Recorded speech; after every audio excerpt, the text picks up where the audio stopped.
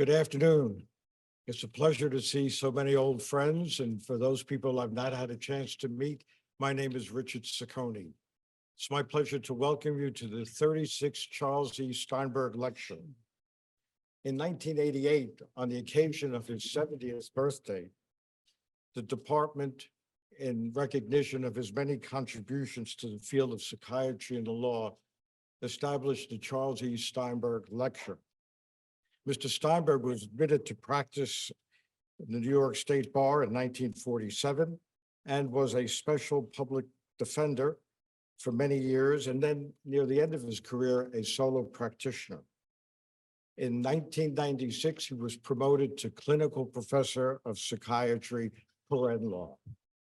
For almost 25 years, Mr. Steinberg gave grand rounds, lectured to medical students, and conducted seminars on a variety of topics involving psychiatry and the law.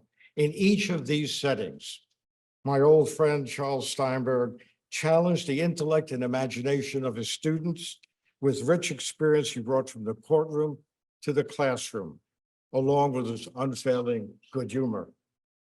On a national level, Charles Steinberg presented many lectures and addresses to the American Academy of Psychiatry and the Law, and was a faculty member of the Apple Forensic Psychiatry course.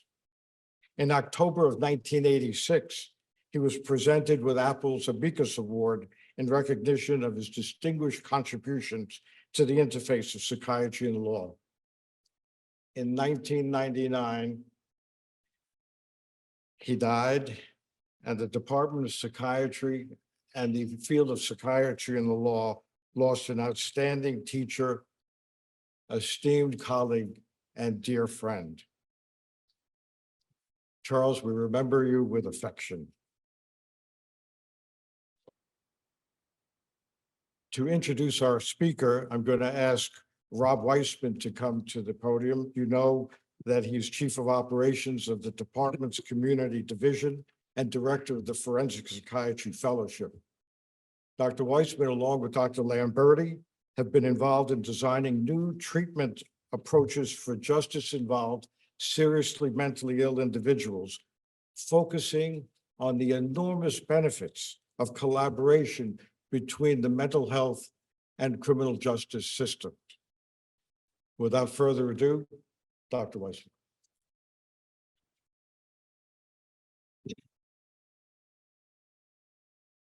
Thanks, Richard, and thanks everyone for coming today. Before I get started introducing our speaker, a couple housekeeping points. On Zoom, you want to make sure all of our audience on Zoom, and there are numerous people on Zoom today, that you use the Q&A portion to ask questions or give discussion points. There will be no open mics or other open video on your side. In the audience, when we have the Q&A, please make sure you wait till you have a microphone so that everyone can hear you both in-house and on Zoom. Before I start again, also want to thank just a couple people here. Emily Densler, who organizes our grand rounds, was key in assisting us in making sure that this all went smooth, work with the judge and myself and our team to get this done. So thank you to Emily. And last but not least, Steve Fasone and his team, who are always here getting it done, making sure that things are on time. And thanks again, Steve, from you and your group and staff from Multimedia, allowing us to move forward with this. You're in for a treat today, and I'm honored to introduce our speaker for this 36th Steinberg Memorial Lecture. There are many folks that identify the problems. There are many that have great ideas. And there are many that try to create solutions in their own corners of the world. Then there are those with the extraordinary vision, energy, and skill set to get people together and get things done. Judge Stephen Leifman is one of those individuals.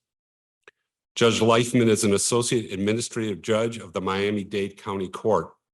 He previously served as a special advisor on criminal justice and mental health for the Supreme Court of Florida, and currently chairs the Florida Supreme Court's Steering Committee on Problem-Solving Courts. Judge Leifman is the co-chair of the American Bar Association Criminal Justice Mental Health Committee and co-chair of the Judges and Psychiatrists Leadership Initiative. He serves on the Florida Drug Policy Advisory Council and the National Institute on Drug Addictions, NIDA, Justice Community Opioid Innovation Network.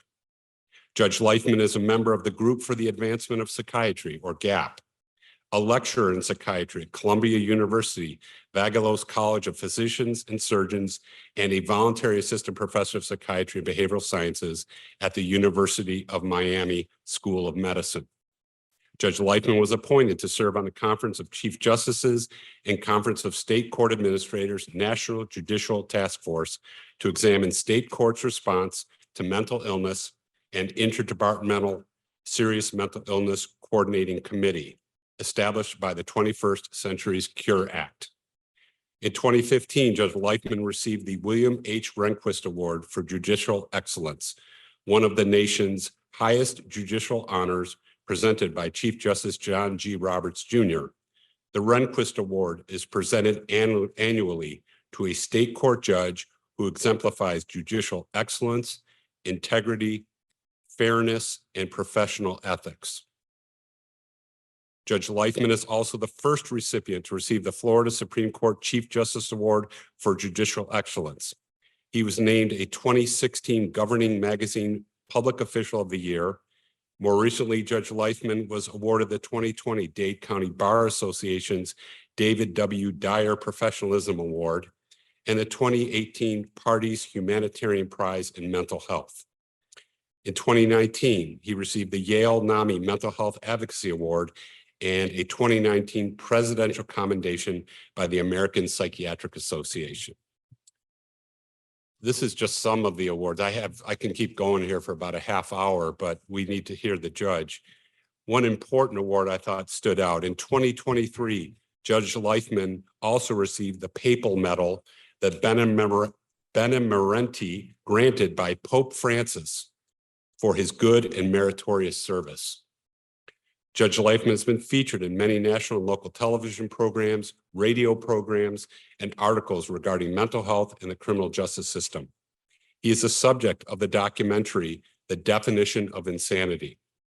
This aired nationally on PBS in April of 2020, and most recently has co-authored articles on mental health and the criminal justice system published in The Atlantic on May 30th, 2020. Please join me in giving a warm welcome to Judge Steve Leifman.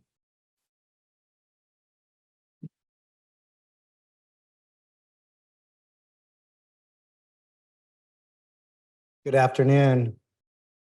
This is an odd room for a judge to be in because we're kind of used to looking down on people. So I appreciate the empathy I'm now getting what it's like to be looked at like this. So I may have to be a little more careful in court, but I really do appreciate the opportunity to be here. And thank you so much, Dr. Wiseman, for that very thoughtful introduction and really for the invitation to be here. Dr. Ciccone, thank you so much for not only all of your amazing contributions, but for your warm hospitality since I've been here. Much appreciated. And I would be remiss not to recognize the amazing contributions by Charles STEINBERG. You know, I think the greatest tribute that we can give someone like him would be not only to remember his work, but to understand what he stood for and what he lectured on is as applicable today as it was decades ago. And not to forget those lessons, but to continue to apply them in the work that all of you are doing. I think what you learn after several years on the bench is that in many ways, the criminal justice system is really the repository of many failed public policies. And there is no greater failed public policy than our treatment towards people with serious mental illnesses in this country. The fact that we have applied a criminal justice model to an illness truly explains why we have failed them so miserably. Had we applied a disease model or a population health model, I think we would have a very, very different system in this country than we do today. So my journey into the world of mental health actually began one morning when I was getting ready to go on the bench. I was approached by the assistant public defender and the assistant state attorney. They came to my chambers and they said, "Judge, there's a case you're about to hear that is really stunning. And if you don't mind, the defendant's parents are in court. We'd like to bring them back into your chambers to talk to you." Now, at the time, I was a new judge, and when you're a new judge, you pretty much get assigned to what we call a jail division. It's kind of the first step you usually take. And a misdemeanor jail division are people in custody on very low-level offenses. And so there's three kinds of people in the division. There are those that have attached serious offenses who are not allowed out of custody. There are those that are too poor to bond out of custody, but mostly it's just people with serious mental illnesses that don't know how to get out of custody. So they brought this lovely couple back into my chambers. It was very obvious to me that they were well off, very sophisticated, and extremely distraught. The mom was crying, the dad was shaking, and they literally began to beg me to get their son help. They told me that he was brilliant, he had gone to Harvard, he had a late onset of schizophrenia, he was now homeless, and he was cycling in and out of the criminal justice system, and they just didn't know what to do. They had tried everything under our civil commitment laws, and nothing had worked. I think when you're a new judge, which I was, you think you have a lot more power and a lot more wisdom than you really do. And I made one of those rookie mistakes. And I promised them that I would get their son help. Because, like you, I work in logic. And I knew that if somebody got arrested in my county and they had a heart attack, we were not going to allow them to lie and die on a jail floor cell. We would immediately call 911, and we would get them the assistance they needed. And I just assumed that if somebody got arrested and they were floridly psychotic and they were in terrible crisis, we wouldn't let them lie and die on a jail floor cell. And so I made them this promise that I would take care of the situation. So as I started to go back into the courtroom, the mom stopped me. And she said, "Judge, there's one more thing I need to tell you about my son." She said, "Not only is he brilliant, but respectfully, he probably knows more about the mental health system than you do." I looked at her. I wasn't sure what she was trying to tell me. I think she thought the lawyers had told me the whole story. They had not. And I looked at her and I said, "Excuse me?" And she said, "Oh, you see, my son, he's the former head of psychiatry at Jackson Memorial Hospital. That he didn't show up to work one day. He had a late onset of schizophrenia. We had no idea what had happened to him. It turned out he was having religious ideations, and he thought he needed to be closer to God. So he cashed in his life insurance policy, and he boarded an airplane, and he flew to Israel to be closer to God. And within 3 weeks, the Israelis deported him back to Miami because he was running around naked in the Orthodox sections in Jerusalem.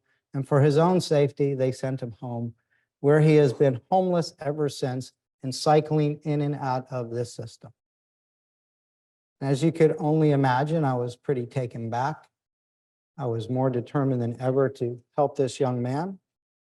And I went into court and I called his case, and we stood and we started to have an amazing conversation. He was coherent, he was thoughtful. Frankly, he was more respectful than the lawyers. And I'm thinking, hey, he seems fine to me. Except when you looked at him, he looked like a homeless man that hadn't bathed in months. And he kept insisting that there was absolutely nothing wrong with him, that he had no type of mental health disorder, that if I would just get him evaluated, I would see that there was nothing wrong, he would come back, and that it was absolutely ridiculous, he told me, and he was right, that he was being held on such a low-level ridiculous offense because he told me that we had really dangerous people in Miami and that it was much more appropriate to keep them in a jail cell than him. Now, mind you, I think he was in on some really super important charge like possession of a dairy cart that a lot of homeless people get picked up on. So he was perfectly logical. He was making great sense. And I said to him, can I ask you a question? He said, sure, Your Honor, anything. I said, I just don't understand one thing. You keep insisting that there is absolutely nothing wrong with you, that you don't have any type of mental health disorder. But if that's the case, why would a Harvard-educated psychiatrist be in jail, be homeless, and cycling through the criminal justice system? Well, all of a sudden, he got a look on his face that I will not forget to the day I die. It was a look of complete fear and terror. It was a look on someone's face that I can only describe to you someone has right before they think they might die. And all of a sudden, he started cupping his ears. He started holding himself and shaking back and forth. And he went into a full-blown psychotic episode. And he started screaming at the top of his lungs in the courtroom. And he started to point to the back of the courtroom where his parents were seated. And he started screaming in sixes. Your Honor, Your Honor, Your Honor, you have to have that couple removed. You have to have that couple removed. You have to have that couple removed. I said to him, aren't those your parents? No, no, no, no, no. Real parents, real parents, real parents, died. Holocaust, Holocaust, Holocaust, Holocaust, Holocaust. And they are from the CIA. And they came to kill me, kill me, kill me, kill me. And the only stupid thing that I had been taught when I came into that division about mental health, because as judges at that point in Florida or in the US, there was absolutely no training on how to deal with people with mental illnesses, how to talk to people with mental illnesses, or even what to do with their cases. I was told, fairly in a pejorative manner, that if they act strange or bizarre, order a psychological evaluation. That was the extent of my training. Well, I immediately ordered a psychological evaluation. The guy had already been in jail, I don't know, 4 or 5 weeks on possession of a dairy cart. Another 4 or 5 weeks went by, I got the evaluation. It came back, it said not only is he incompetent to proceed, but he was so sick that he met Florida's ridiculously high standard for civil commitment. He was imminently dangerous to himself or others. And I'm thinking, this is great. I'm going to get this guy help. I'm going to be a hero. We're going to move on. We're not going to have to deal with this again. But at the time in Florida, I needed 3 evaluations to get what we call a stipulation from the lawyers that they all agreed. So I ordered 2 more evaluations. He's now in jail 10, 12 weeks on possession of a dairy cart. All 3 evaluations come back and they all say the exact same thing. He's incompetent to proceed and he is so sick, he meets criteria for civil commitment. I'm like, this is great. So I hand the evaluations to the lawyers. They immediately stipulate that he is incompetent to proceed. I adjudicate him incompetent to proceed, and I go to order him into some kind of treatment because that's what I imagine I was supposed to do. And all of a sudden I look down as opposed to looking up. And the assistant public defender has a little grin on her face. Now, I am a former assistant public defender like Mr. Steinberg was. And I will tell you, the grin is a really bad sign. And she utters the magic words that most of you won't appreciate because you don't practice law. She said to me, Your Honor, in all due respect. You see, when a lawyer says it to a judge, it has nothing to do with respect. That's pretty much how they tell us we're idiots and we don't know what we're doing without going to jail. So I said, excuse me. And she whips out a Florida Supreme Court opinion, which I had not seen yet because I was new to the division and it had just recently come out. And I took one look at it and I almost fell off my chair. And it said, county court judges, of which I am, have no legal authority to civilly or forensically commit anybody, and that my only option was to do exactly what he had told me to do some 12 weeks earlier, which was to release him, have him go see a psychiatrist for an assessment or evaluation, and have him come back. None of us go into this profession to be part of that kind of problem. Look, I follow the law. I have to. And so I had to release a floridly psychotic man, imminently dangerous to self or others, back to the community. Not only did I not fulfill the promise I made his poor parents, but I put him at risk, I put the community at risk, and I probably put my job at risk. God forbid something terrible happened to him or he did something terrible to someone else, but I followed the law. And I was determined I was never, ever going to be in that position again. And I will tell you that that case was a window to everything that was wrong, not just with our criminal justice system, but also with our behavioral health and civil commitment systems.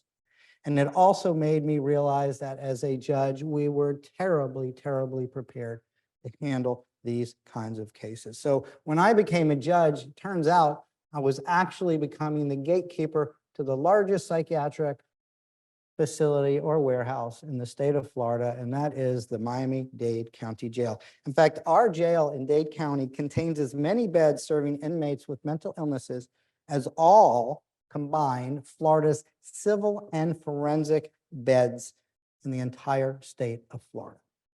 On any given day, 70% of the inmates in our jail are classified, it's about 3,200 people, have been classified as having mental health needs. My county spends $848,000 a day. That's $310 million a year to warehouse 3,200 people without any positive or measurable outcome. Now compare it to the great state of Florida, which spends $47.3 million annually to provide mental health services to 34,000 people throughout Dade and Monroe counties, leaving almost 70,000 people without any access to care. Our system in this country is absolutely backwards. And I will tell you, over time, the impact of failing to provide adequate services and treatment to this population is considerable. We're really into data and what we do because it's hard getting money, and so you need to show everything. We have a great institute in Florida called the University of South Florida, which of course is not in South Florida, and they have something called the Florida Mental Health Institute, and they can tell a community who the highest users of both criminal justice and mental health services are almost by zip code. So when we were putting our project together, we wanted to see who these highest users were so that we could wrap our arms around the smaller population so that we could get better outcomes for this population.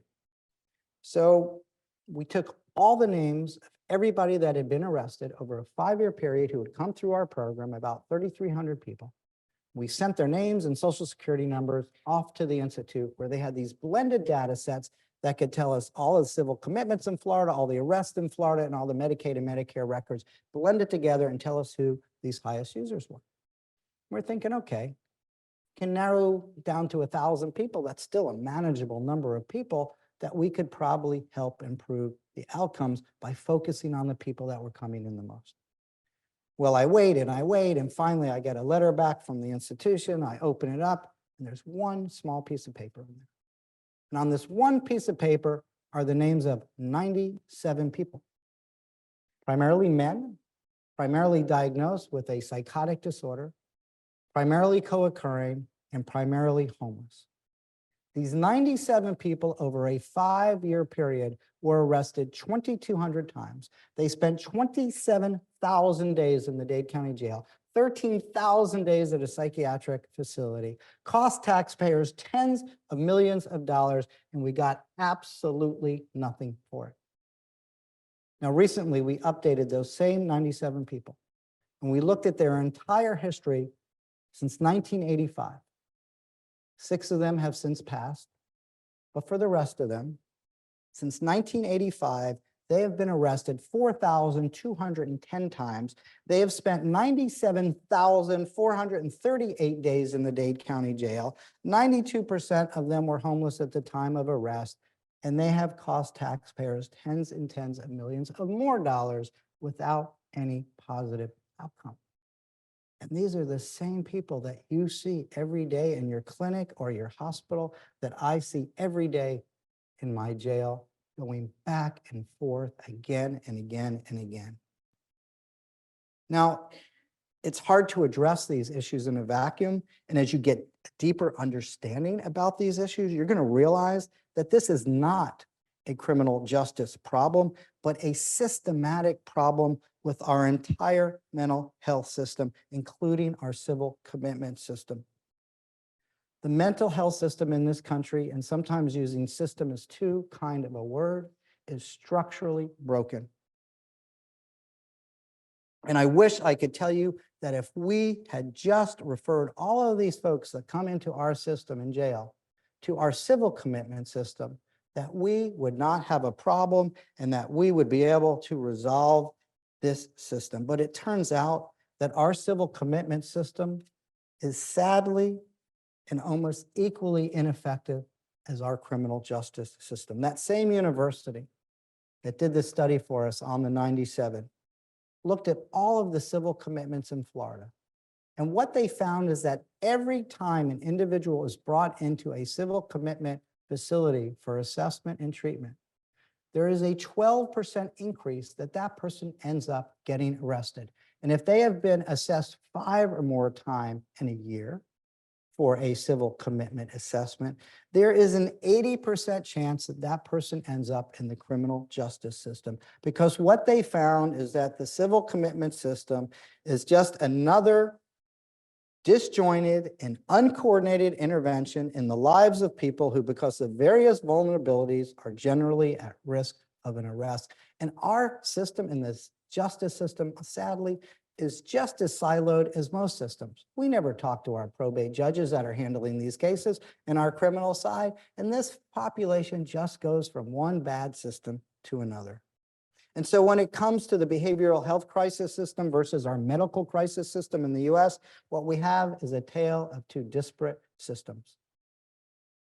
God forbid you have chest pains and you call 911, you get an EMT to respond immediately. They have the greatest technology. They're going to put wires on you. The doctor's already looking at the information before you get to the ER. They're going to perform surgery. They're going to provide every type of service that they can to keep you alive and get you healthy again, including cardiac rehab. But God forbid you are suicidal or you are psychotic, we're going to call 911, send an armed police officer to respond to your situation in most cases, although they're doing a much better job here in Rochester than other places. But that is the general state of our response. And I don't know why we accept it. It does not have to be this way. You know, the United States has 4% of the world's population. We have 25% of the world's inmates. Think about it.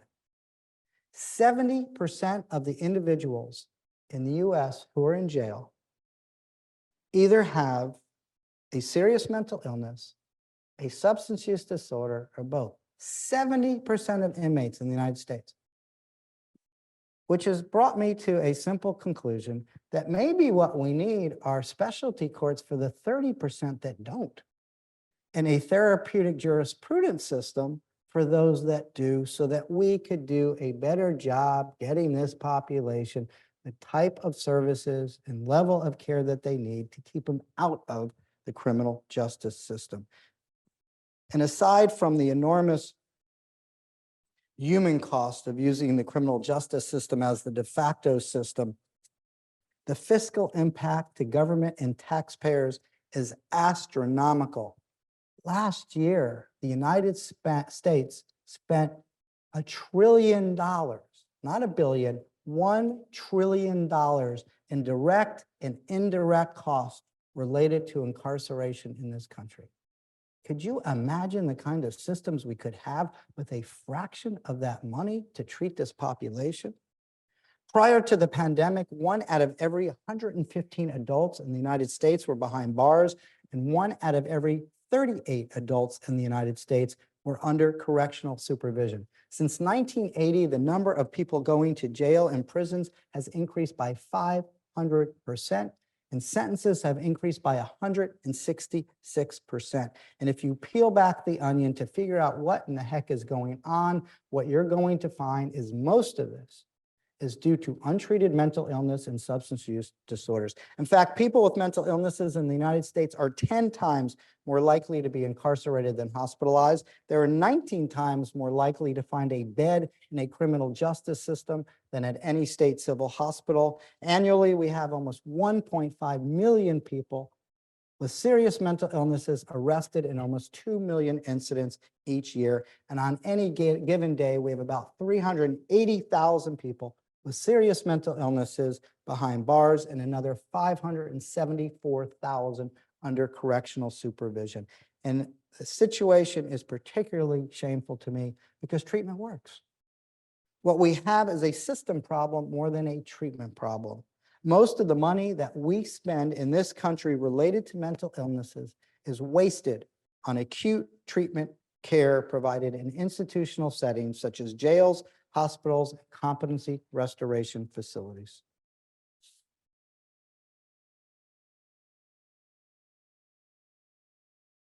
You know, we know a lot about these issues today that we didn't know just 20 or 30 years ago. People with mental illnesses are no more dangerous than the general population. And on medication, quite frankly, they are much less dangerous than the general population. So maybe we should put it in the water like fluoride and everyone would be a little happier, I'm not sure. But sadly, they are much, much, much more likely to be victims of violent crimes than perpetrators of violent crimes. And recovery rates for many of these illnesses are actually better than for heart disease and diabetes. We also know that people with serious mental illnesses have much, much higher rates of heart disease and cancer than for people without mental illnesses. And much of that is because of cigarettes. 50% of smokers in the United States have a serious mental illness. Why? Because the nicotine is stimulating the dopamine in the brain, and people are self-medicating themselves because it makes them feel better. And unfortunately, they then get every horrible illness related to smoking. They are much more likely to be admitted to primary health hospitals, stay longer, and less likely to have insurance. You know, the great paradox of the COVID was I thought maybe we had this rare opportunity to fix the problem because our jail populations went down to an all-time low. Everything kind of froze. We had an opportunity to really take a look at our systems, and before we went back to where we were, to maybe make some adjustments so that we could actually fix this problem, because this is a fixable problem. I'm hopeful that as these numbers start to creep back up, that we don't let them go back to where they were before COVID without structurally changing our system. If you'd indulge me for one moment, I want to read from an article on mental health that I recently reviewed that I think is critically important and very enlightening. The past few years have seen an increasing amount of interest manifested in mental health and psychiatry. The existing legal procedures treat people with mental illnesses as criminals instead of people who are ill. Booking a person at a police department or jail is unnecessary and undesirable. Police officers should be replaced by trained representatives of a hospital to effect the transfer of patients from their homes to the hospital or from one hospital to another. All laws concerning mental illness should be integrated to eliminate inefficiency and duplication. In the past, psychiatry has suffered because of its isolation from general medicine. Integrating psychiatry into the general practice of medicine is in line with modern trends of medical education and hospital practice. The article goes on and talks about the importance and necessity of community education, how we need to train parents and children, teachers, physicians, judges and jurors, clergy, employers, employees, and the public in general. And these are just a few of the comments and recommendations that were published in the American Journal of Psychiatry in January of 1939. We have known how to do this for at least 85 years.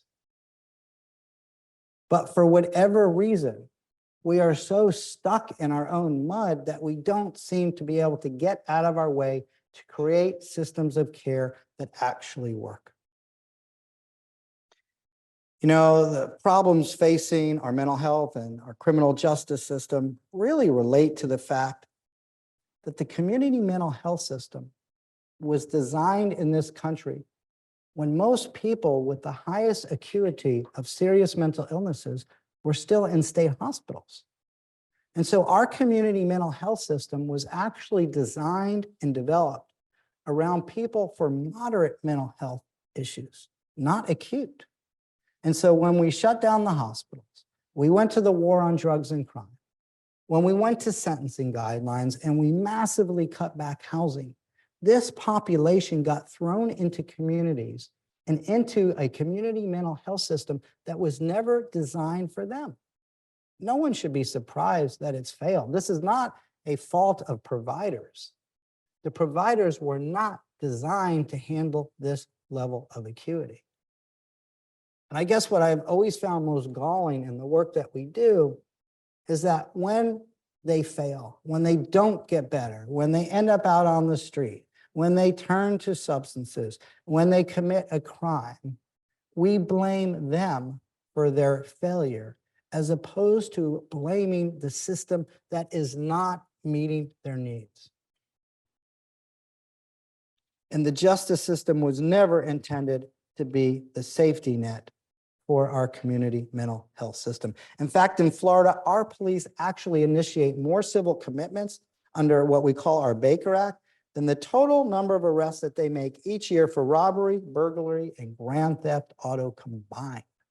They are spending so much more time dealing with people with mental illnesses than people that are committing serious offenses. You know, I've been doing this for 24 years, and I've come to a very simple conclusion, that if we treated people with primary health needs the way that we treated people with serious mental illnesses, not only would there be this plethora of civil lawsuits filed, but there would probably be indictments for gross negligence. What other illness is it okay to discharge people in the middle of the night, give them a few pills, and expect them to recover? It's insane. And if we do not do something to redesign our mental health system and our response from our justice system, the amount of money that we're currently spending is going to continue to rise and go through the roof. Because there is something terribly wrong with a society that is willing to spend more money to incarcerate people who are ill than to treat them. I want to show you a short video. I will warn you, it's not easy to watch.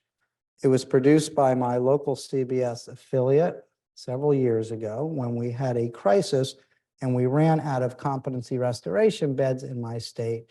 And it created this horrible backlog in our jail of people with serious mental illnesses.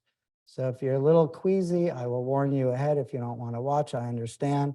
But it does a tremendous job highlighting everything that's wrong with our system.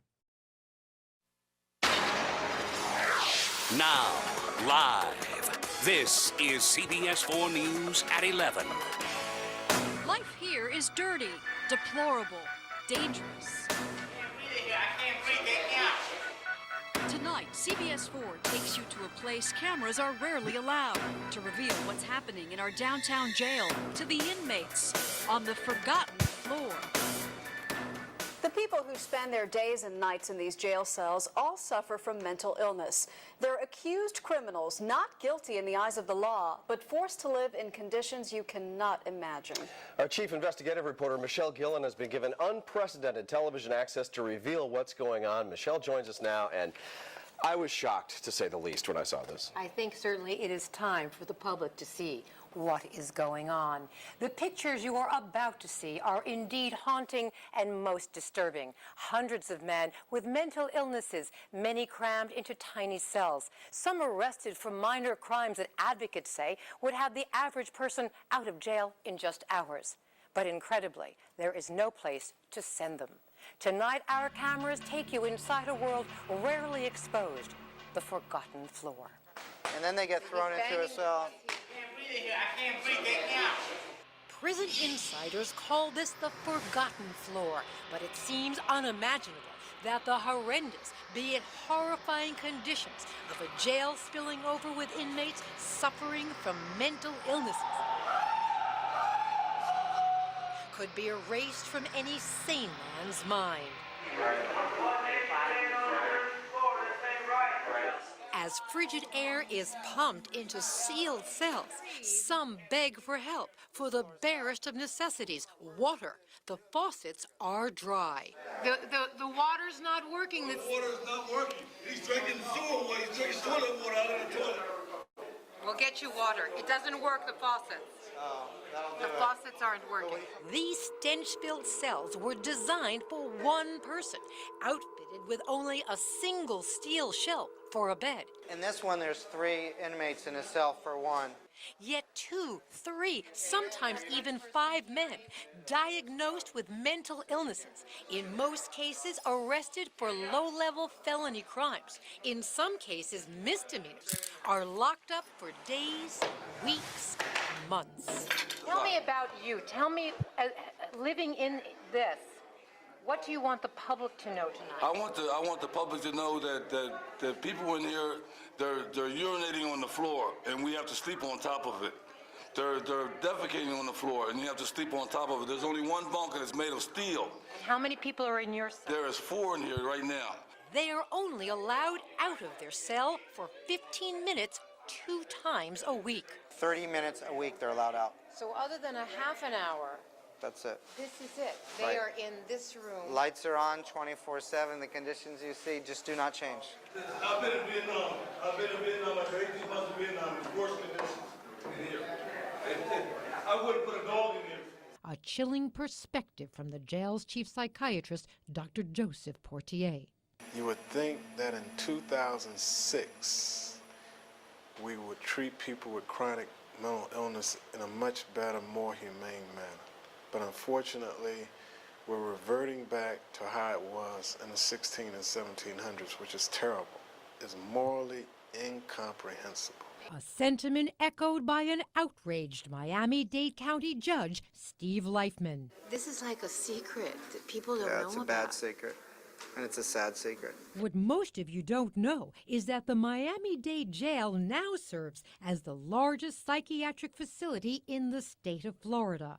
3 of 9 floors, burgeoning with inmates suffering from mental illnesses, and according to Leifman, in desperate need of treatment.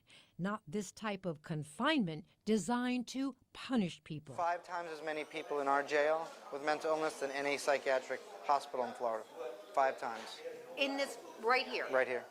An elderly man emerges from the dirt and darkness. There's one on the floor underneath the bunk and 1 or 2 standing around waiting for their turn to sleep. And the crisis has unfolded across the state. In other Florida jails where they strive to comply with all the national standards for housing inmates, frustration over the virtual abandonment of mentally ill inmates left by the state to languish in jail cells for months runs deep. Colonel David Parrish. Can you imagine the chaos that would result in the local criminal justice system if I stood at the booking door and said, sorry, we don't have any more room, we're not taking them from you, law enforcement? Parrish from Hillsborough County says local authorities had no choice but to sue the state of Florida to force the Department of Children and Families to comply with their legal mandate to transfer mentally ill inmates to a treatment facility within 15 days. Jails should not be the de facto mental health facility for a county, but that's what they are in the United States. You had your birthday here. How old were you? I was 21. 21. Yes, ma'am. And you've been here 8 months. Yes, ma'am. In Pinellas County, the weight of incarcerating and caring for mentally ill inmates had everyone paying a price, an unacceptable one, according to Major Kirk Brunner. We are not a treatment facility, and these people that you saw in Delta 1, the one that talked his eye out, They need to be in a treatment facility, which is the responsibility of the state, not our responsibility. And therein lies the danger. William Weaver Sr. was caring for his 40-year-old son Bill at home, a son he says suffered from schizophrenia but functioned well for decades until his medicine was changed. Then one night, according to police records, he attacked his elderly father, who called police and urged them to arrest his son, hoping this would trigger treatment. Because he was under the false idea that if he got arrested, he'd get treatment. Bill ended up locked up in a cell on floor 9 of the Miami-Dade Pretrial Detention Center for several months. According to authorities, Bill jumped from this top bunk bed, cracking his skull and breaking his neck. He's now a quadriplegic who needs hospitalization to stay alive. We met up with his father, who had just left his hospital bed. Do you think anything has come from what the incident of what your son went through? Nothing. Nothing's changed. Do I think something could change? I don't know. I don't know. It's time. It's time. Something changed. But I don't know if it ever will. Tragically, the young man in the video who jumped off the top bunk passed away from his injuries. And we think his father passed away shortly thereafter, probably from a broken heart. But things do change, and we have found a new path forward. And we have been able to make serious structural changes that we know will help change and help people get the treatment that they need. And so while more and more judges are becoming involved in this issue, the reality is that none of us can fix this alone. This truly takes a collaborative effort. Because of the way our systems are set up, it almost has to be done community by community, which makes it a little bit or a lot more difficult. But it really takes a collaboration between psychiatry and providers and governments and local and state and federal governments and local police and families and people with lived experiences to come together and design a system that will actually provide better access and better care to keep this population from entering and going in and out of a criminal justice system. And so for many years in my community, there was a recognition that our forensic mental health system was a disaster and that it needed to be overhauled. And so in 2000, we began this reform by holding a 2-day summit. And the impetus was the case I had with a psychiatrist. And I will tell you, one of the best things about being a judge is that when you invite people to meetings, they come. And so I invited all the traditional and non-traditional stakeholders to a 2-day meeting. And we brought 3 experts in from around the country. I also learned that the definition of an expert is someone that lives 15 miles outside your jurisdiction. Because it's amazing when they hear an outsider tell them, it's like, oh my God, do we have a really serious problem? We've been telling them this for years, but no one listened to us.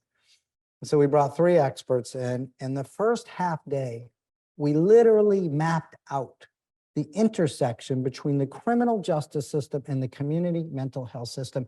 And what we recognized in black and white in writing this thing out was that we were embarrassingly dysfunctional.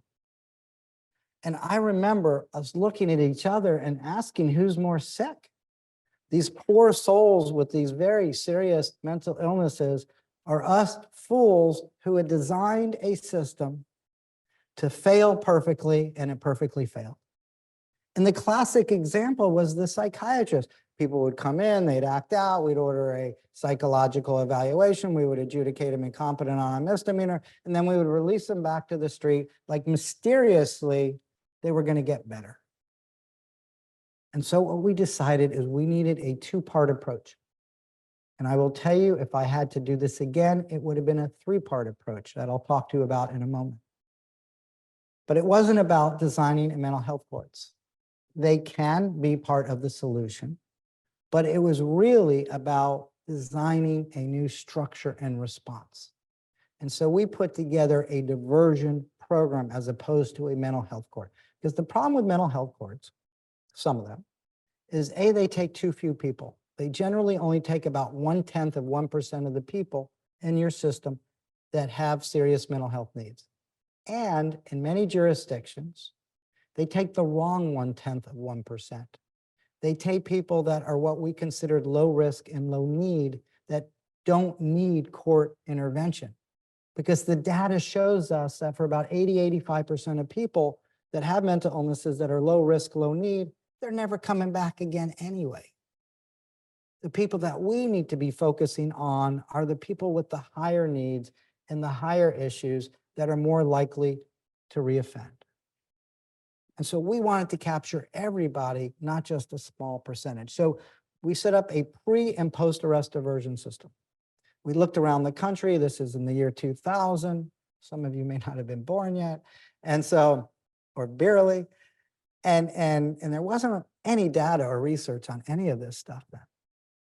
And so the best program that we found on the pre-arrest came out of Memphis, Tennessee, called Crisis Intervention Team Policing, 40-hour training program teaching law enforcement how to identify people in crisis, how to de-escalate, and where to take people as opposed to arresting them. Well, our community was a little slow in getting started, but we had a grand jury, we had a lot of persistence, and we now have the largest trained squad of CIT officers in the United States. We have over 8,500 officers trained in all 36 of our departments. The response has been phenomenal. We keep data on every CIT call our two largest out of our 36 departments make. That's Miami and Miami-Dade. And over a 10-year period, these two departments handled 105,268,000 mental health calls. And out of those 105,268,000 mental health calls, these two CIT programs only made 198 arrests. As a result of this program in Miami-Dade, the number of arrests in Dade County went from 118,000 a year to 53,000. Our jail audit went from 7,400 to 4,400. We closed one of our three main jails in Dade County at not a cost shift, but an actual savings of $12 million a year. It's been closed 11 years. I think that's like $132 million in real savings to the county by closing a jail. Just the pre-arrest diversion program has saved our county 400 years of jail bed days. But we also knew that would not be enough. Sometimes people need to be arrested.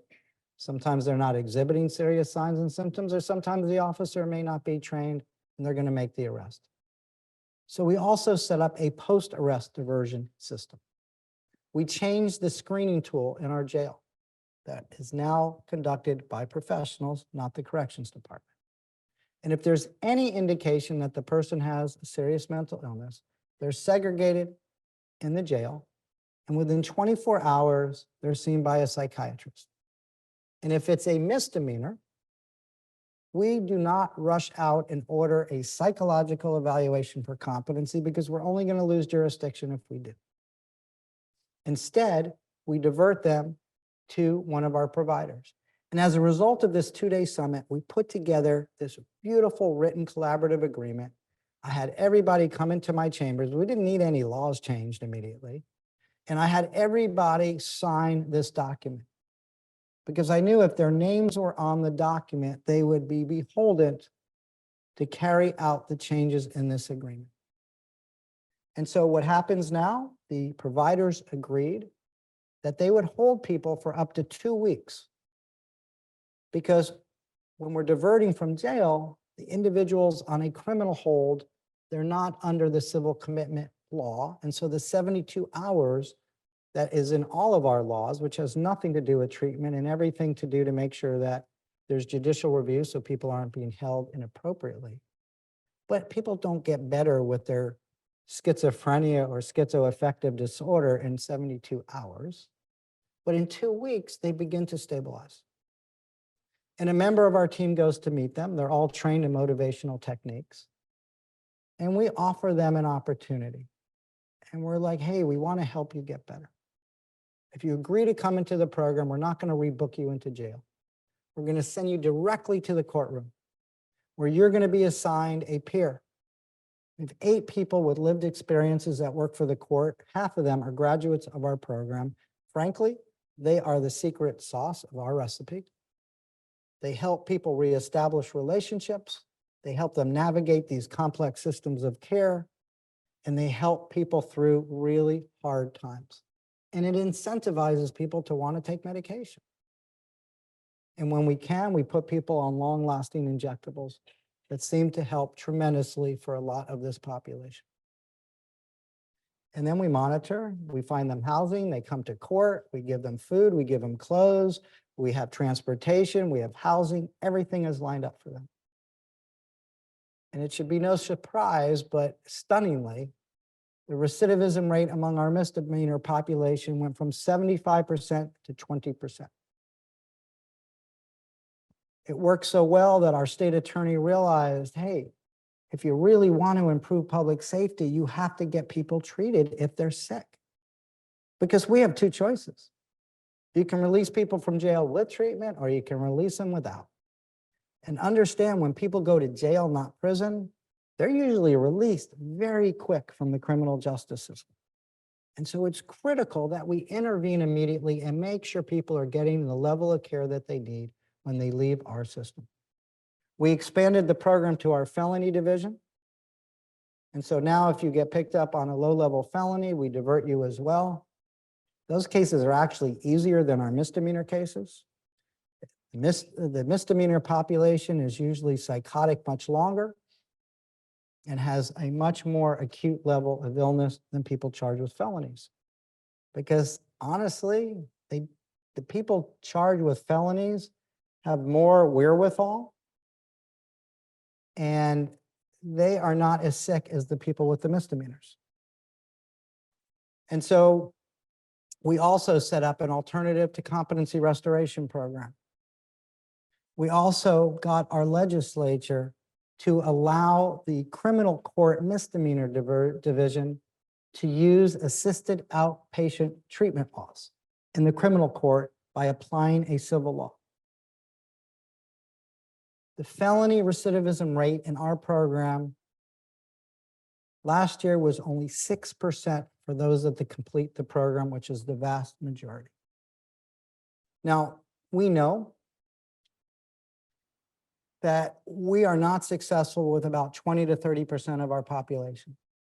And we're not successful because they are too sick for what currently exists in all of our communities, which is why this year we're going to be opening the first of its kind mental health diversion facility.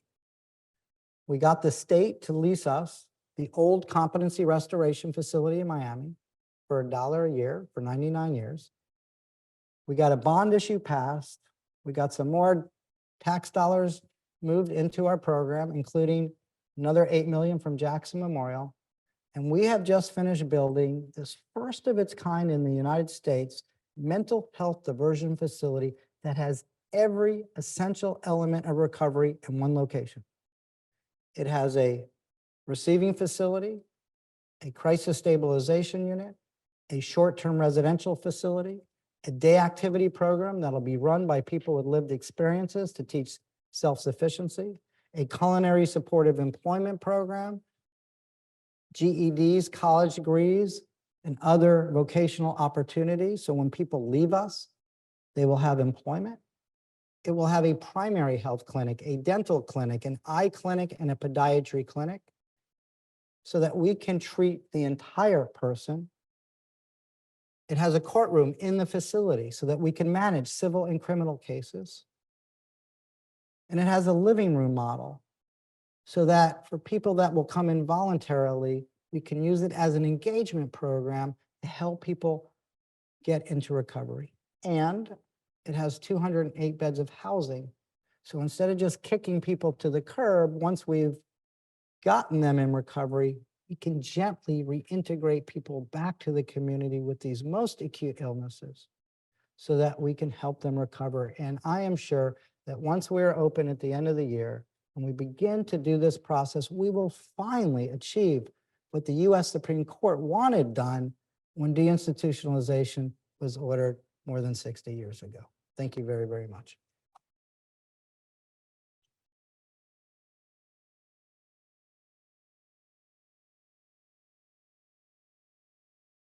Thank you very much, Judge.